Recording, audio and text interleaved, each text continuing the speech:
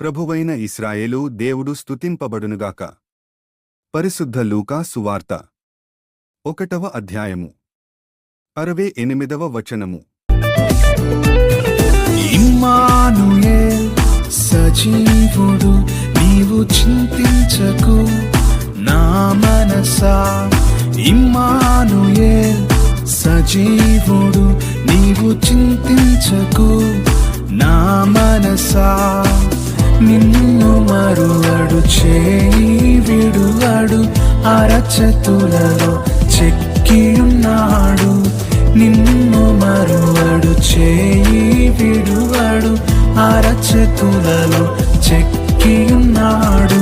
Emmanuel సజీవుడు, నీవు చింతించకు నా మనసా.